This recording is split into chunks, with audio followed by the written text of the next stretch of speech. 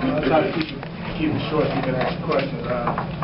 Again, I just want to thank God for this victory because, I knew that, I felt destiny coming here. I knew that it was just bigger than the fight. I knew it was going to be an event, and I knew that, God had placed me here strategically not to take any steps backwards, but to continue to move forward.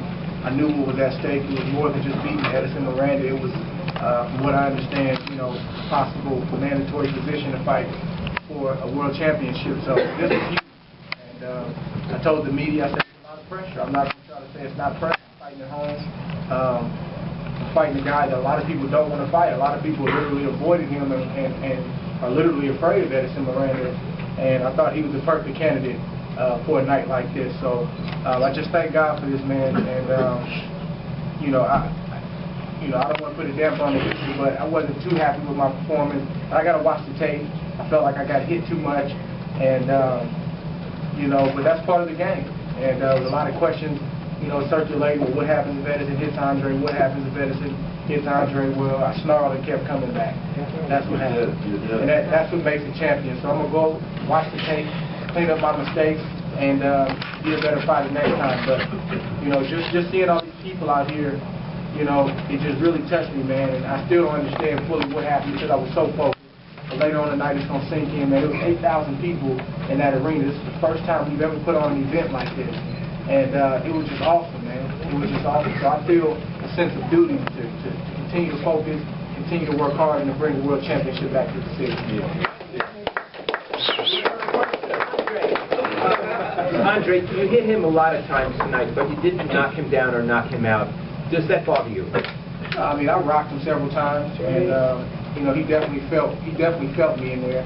But Edison's a tough guy, man. He's gonna keep coming. This is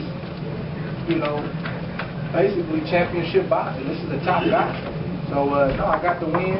I mean, of course, I would love to catch him with one shot and got him out of there and went home early, but it didn't happen like that. But I got 12 rounds under my belt against a tough opponent, and I answered a lot of questions because hey, if I'd have knocked him out the first round, you guys still would have been saying, well, man, I don't know if you'd have lasted 12 rounds. So we gave you 12 rounds because there was a lot of questions, so we had to give you a lot of answers.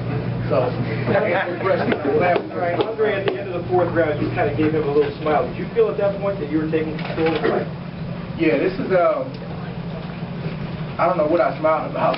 At that moment, I think I hit him with something that was probably like this, so I smiled at him.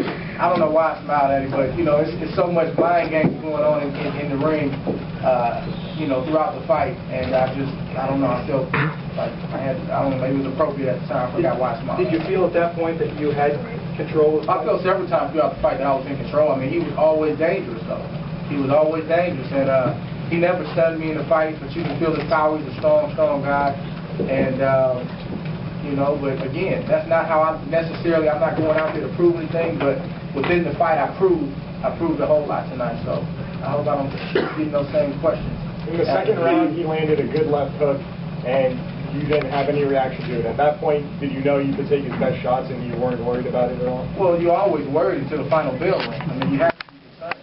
But I think he hit me with a couple good right hands, a dangerous right hand. I just kept coming back. I was in the zone tonight, man. It's like Aaron Pryor when he fought Alexis Arguello. Man, he got hit with some tremendous shots, but he was so zoned out that Alexis could have hit him with a baseball bat that night. He wasn't going anywhere, and that's how I felt tonight. I felt like, man, I'm in front of my hometown.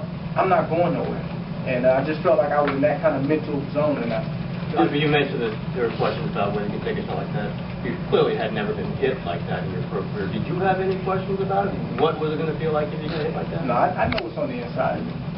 I know what's on the inside of me, and I feel greatness is there. To a degree, you got to continue to prove, what you have. Knowing you can do it and doing it is two different things. So, and I'll continue to have more opportunities to show what's on the inside. But, man, I've been fighting since I've been 9 years old, man. And, I've taken some hellacious shots in sparring. I mean, I've worked my way to the top. Nothing was handed to me. But for whatever reason, people feel like the gold medalist, that you didn't win that gold medal. Like, it was handed to you. And people, like Edison coming into this fight, they get the misconception that I'm soft or I'm not a warrior. And, I mean, they get in there and they find out that, it's not the case, but by that time it's too late. That was the hardest you hit. I don't think so. No. I don't want to blow it out of proportion. He was a strong guy. You felt his strength, but I mean, my brother, man, my brother Johnson, some of the wars we had coming up, man, that guy was the hardest I've ever been hit in a boxing ring. Andre, this is the boxing down here. The one thing I noticed about the fight, let's talk about some real questions here, about some real technique questions here. I noticed you fought on the inside. You stood in front of Miranda a lot. And the thing is, I noticed that you were winning that inside war. Was that by design? Is that something you planned, or is that just how you felt after I'm you took a not couple trying to shots? be rude, sir, but I mean, that's what I was trying to tell you before the fight happened, you know.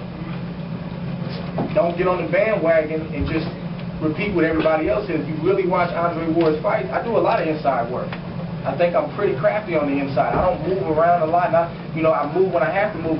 I fall on the inside before. You give him a lot of praise about the way he fights, but you seem to be more structured with your punches. So, like, you're focusing more because he had a lot of wild shots. So what do you attest that to?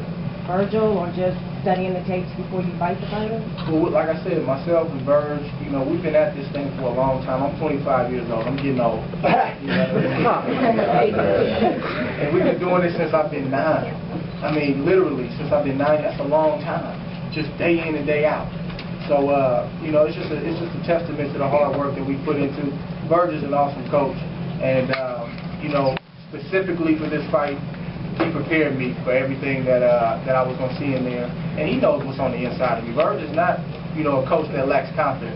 You know, he knows what he has, and he's always pushing for me to give more. He kept me focused in this fight. He told me this, hey, man, he just kept yelling at me and telling me exactly what I needed to hear in the moment. And, you know, I give a lot of praise to Verge tonight as well for this victory.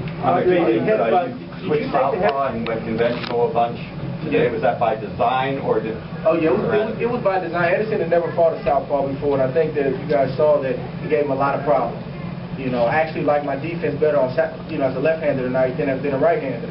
And but I just wanted to keep them off balance and keep them guessing. And I think that, you know, fighting left-hander did that. And also, did it bother you that he hit you behind the head? I noticed you have ice pack back there after the fight. I mean, he got you behind the head, and John Shorley didn't really warn him. Yeah, I learned this from Bernard Hopkins and Bowie Fischer. You know, even if I had a one-round knockout, I'm gonna still put the ice on my the back of my head and stuff. 'Cause I don't know where I got hit. It's just part of the game. You want to make sure that you're treating yourself after a fight like that. Yeah. Andre and Virgil, did you guys think that the headbutt was accidental, or did you think it was deliberate?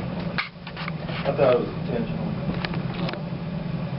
Because he was in a crouch, and in the angle that he came up, I mean, it was really unnecessary to come up from the angle that he did.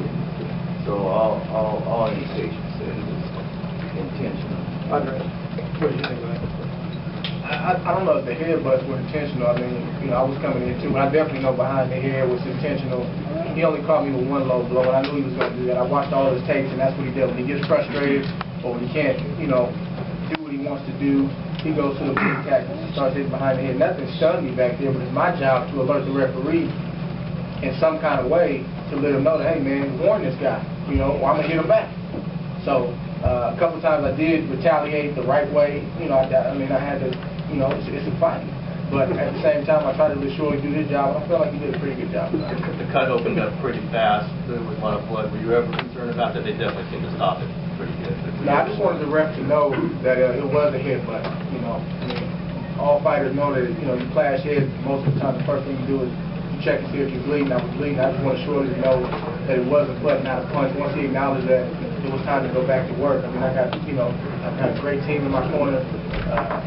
Stitch Duran did an awesome job tonight. The cut was a non-issue. Andre, on the 9th round, I saw you kind of gasping for air. Were you losing some air, or did you have to revive yourself, or did you feel like, I was getting a little fatigued, so I got to dig deep?